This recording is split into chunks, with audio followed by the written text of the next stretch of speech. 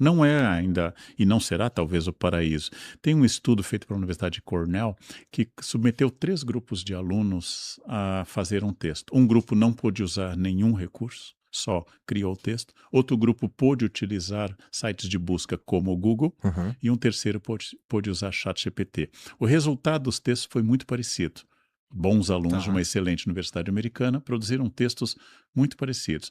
O que é surpreendente nesse estudo, que é de 2025, é que 89% dos alunos que usaram sua própria capacidade sem auxílio, sem bengala, ou os do Google, eles podiam reproduzir 89% do texto que eles criaram. Os que utilizaram ChatGPT reproduziam 13%. Entendi. Então, o que aumentou é uma capacidade produtiva sem aumentar uma consciência do que se faz. Caracterizando o que se usa o termo, Brian Roth, para falar de uma podridão mental, que é gente produzindo muita coisa, Sociedade do Cansaço, do Byung-Chul Han, muita coisa, mas sem consciência do que está fazendo. Então, eu posso sintetizar todos os livros em minutos, mas a experiência dessa síntese pronta, ela não é a mesma experiência. Eu acabei de reler Ana Karenina, porque eu tinha lido jovem, Tolstói, traduzido do francês. Então fui ler a tradução de um amigo meu que lançou Ana Karenina e foi extraordinário, um livro extraordinário, agora traduzido do Rio, Irineu Franco Perpétuo, tradutor. É extraordinário. E o bom do livro é que é aquele livro que faz bem para o tríceps, sabe? O livro que você segura e define o tríceps. E essa experiência de ler um livro gigantesco e que eu tomei por mim, que eu vou reler obras grandes, ela é um exercício mental. Então, até ela entrar na sala, quando Ana Karenina chega a uma sala, o que ela já descreveu, ela obriga meu cérebro a uma velocidade oposta à que eu estou acostumado. Entendi. Então ela entra, a porta abre, ela sente um leve odor na porta de madeira, mas depois ela entra, há um tapete vermelho do lado esquerdo que descreve uma cena de um bosque. Até ela sentar. Então, tudo é num ritmo oposto a Velozes e Furiosos. Perfeito. Eu considero Velozes e Furiosos o ritmo contemporâneo de cinema clássico. Explode um carro, quando o carro está explodindo, caem mais 2 explodindo, e um cara rola por cima explodindo também. Você não tem um minuto para... Os cortes são muito curtos. Isso. Daí você vai para o cinema iraniano, você vai para o cinema francês de expressão, e aí tudo é lento. No outro tempo, Um né? outro tempo. A grande questão é que esse outro tempo destrói sua consciência e sua capacidade. Veja, eu tenho diploma de datilografia. Nossa, tá. Exato. É uma das minhas inúmeras habilidades inúteis. O teclado da datilografia, o teclado QWERTY, que é o mesmo que se usa até hoje. Por que a letra A está no dedo mínimo? Porque ela é muito usada em todas as línguas latinas e ocidentais. Se eu colocar a letra A no indicador, que é muito mais forte, eu vou teclar, eu vou datilografar em uma velocidade que as teclas não conseguem voltar. Os que nos acompanham e têm mais colagem não imaginam o que eu estou falando. A máquina pressionava uma alavanca, que pressionava um tipo, que pressionava o papel com uma fita. Muito bem. Eu vou fazer recurso para que eu não consiga datilografar tão rápido para não estragar a máquina. Ou seja, a máquina é mais atrasada do que eu, humano. E quando dava um problema, o problema era da máquina. Sim, tá. Hoje eu digito, e não importa a velocidade que eu tenho, ele vai mais rápido. E se dá um problema, o computador sempre nos diz, o idiota é você. Se você soubesse formatar isso, se você soubesse fazer isso, o imbecil é sempre o usuário. Sempre o usuário. Então nós criamos uma dimensão não humana da tecnologia. Essa dimensão não humana deixa as pessoas muito estressadas. Todos nós, e olha que eu fui alfabetizado da maneira antiga, temos dificuldade hoje de ler um texto do Zap, porque você deduz na velocidade do Zap. Tá, então a pessoa me diz, acabei de receber um convite para uma peça de teatro, a pessoa me disse que será em tal lugar, tal teatro às 20 horas. E eu respondo a ela, e que horas? Então eu, que sou um bom leitor, eu leio tão rápido que eu passo por cima. Isso está coletivo. Por isso que o foco hoje é a grande revolução. É verdade. Se eu tivesse que dizer o que alguém pode fazer para se distinguir, para ficar muito acima da média, para crescer, é educar o foco. Por isso que eu estou relendo obras grandes. Você está sobre reler obras, sobre reler coisas, ou ler coisas de uma forma geral. Eu estava refletindo esses dias aqui sobre isso mesmo, sobre a velocidade que a gente está acostumado já a operar, né? E como isso atrapalha alguns hábitos que são como ler, né? Uhum. Alguém diria que eu não preciso ler esse livro, sei lá, O Conde de Monte Cristo, eu não preciso ler O Conde de Monte Cristo, porque, sei lá, se eu for no ChatGPT e pedir um resumo, eu consigo entender mais ou menos qual que é o do livro ali. Perfeito, né? perfeito. Eu fiquei pensando, professor, que não é a mesma coisa que eu descrever para uma pessoa que nunca viu azul o que é o azul, ler esse texto, um resumo do que é o Conde de Monte Cristo. Porque, veja, é diferente você saber o que é azul e você experimentar o azul, né?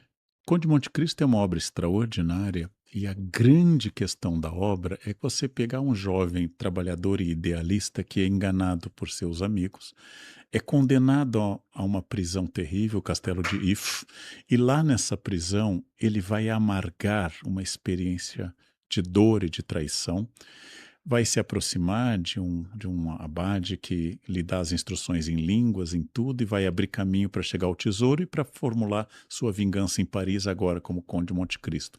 A grande questão é que este é o enredo que eu lhe narrei em 30 segundos. É uma história interessante. Mas se você acompanhar a mudança que vai ocorrendo nele, essa mudança é lenta. E você vai aprofundando essa experiência de sutileza. Por que a Finlândia alfabetizava em telas a partir do início do século XXI e agora voltou completamente atrás? Por que a Suécia acabou de imitar a Finlândia? Proibiram telas até o 9º ano fundamental.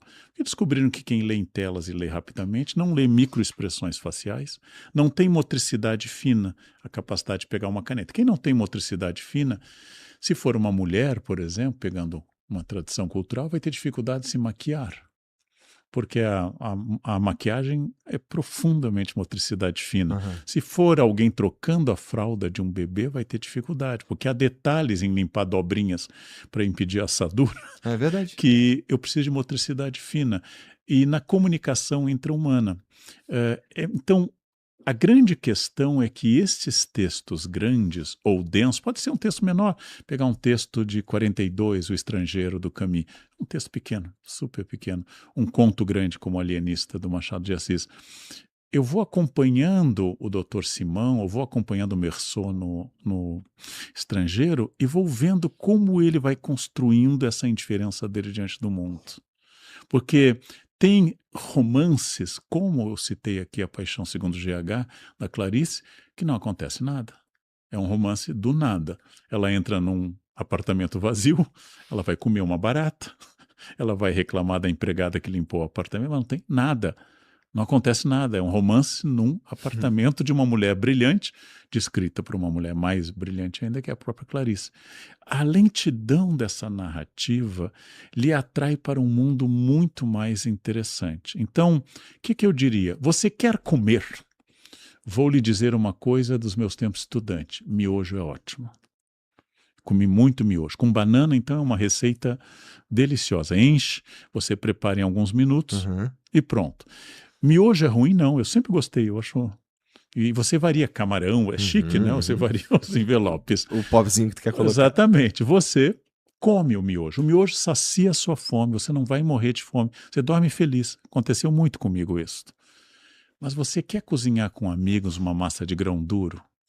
E quer planejar 9, 11 ou 13 minutos, dependendo da massa, e discutir com os amigos o ponto, e ir tirando para ver se está al dente, e depois fazer um molho tirando a pele do tomate, e depois ralando o seu queijo, no meu preferido grana padano, ou pecorino, ou parmesão, e depois vendo aquele cheiro que se você puser um pouco de manjericão, comer em conjunto, a experiência foi aumentada. Mas tem dia que tem que ser miojo mesmo.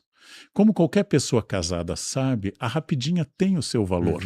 Entre o deitar e o acordar, diz Shakespeare numa das suas peças, quando ele ironiza que o bastardo é fruto da paixão, mas o filho legítimo é um momento entre o deitar e o acordar.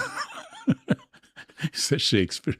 Essa capacidade de pensar que Shakespeare tem, quando o porteiro do Macbeth diz na cena mais tensa da peça que ele bebeu e a bebida estimula a sexualidade, mas impede sua realização. E ele fica dizendo, sobe e derruba, aumenta. Quando o porteiro do Macbeth fica fazendo essas reflexões, em plena tensão da morte do rei da Escócia, ele nos leva a um patamar de percepção que é completamente diferente. Então, o que eu diria, não é um problema você comer miojo. Não é um problema, eu preciso saber do que trata o Conde de Monte Cristo, porque eu preciso saber se eu vou utilizá-lo, eu não vou ter tempo de ler até amanhã, me diga o que trata. Mas isso são placebos. E esses placebo tem uma eficácia que dizem de 30%, eles não são ruins, apenas eles são inferiores à experiência lenta e demorada. Então, sim, eu posso fazer tudo rápido e conseguir fazer mais coisa. O problema é que isso vai ficando plastificado.